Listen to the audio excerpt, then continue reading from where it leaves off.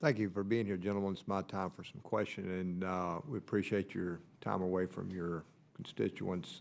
You are not only part of local security, fire security, but with global terror, now you're part of national security, and we understand the risks that you incur every time you enter a building of unknown substance. Chief Browning, thanks for being the fire marshal for my great state of Louisiana. You do an exemplary job, so kudos there. You deserve it.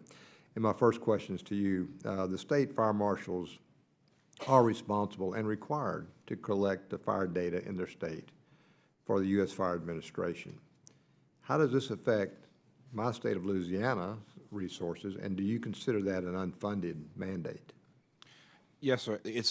First off, I'm going to tell you data collection is the most important thing. That's how we learn the testimony we give you today, not only in the prevention era, the need for equipment, and the need to hire additional personnel. It's that data that drives that. And that data starts at the local fire department. It comes to the state fire marshals. We collect that data, we scrub that data, and we report that to the U.S. Fire Administration. We receive no funds from the U.S. Fire Administration for doing that. It's a burden that my state budget, and I suspect other state fire marshal state budgets have to incur. Okay. Some of the fire service groups feel that any changes to the fire grant authorization will have an effect on eliminating the sunset provision to take effect on January 2018. What is the state fire marshal's position on this? Well, first off, we need to eliminate the sunset. It's not my opinion that proper changes and right changes and smart changes, certainly changes that bring about prevention, changes that bring about better expenditure of that equipment grant, and better changes that allow us to hire and retain firefighters shouldn't affect that sunset.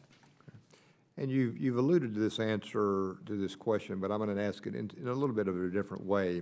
You said in your testimony, I read it, that the most cost-effective way to protect the greatest number of individuals and property is to allocate additional funding for fire prevention and safety programs. How would additional funding for state fire marshal, fire prevention, and safety programs benefit fire departments in Louisiana, other states who do not provide fire prevention or have the resources to adequately enact fire prevention programs? Well, I believe that allocating money to state programs puts a footprint in every community. So in our state of Louisiana, anything that the state fire marshal does, our state fire training center does, when they do that, it affects every fire department in our state, even the most rural that can't afford those resources, and even the largest and most progressive departments who we supplement the things that they do.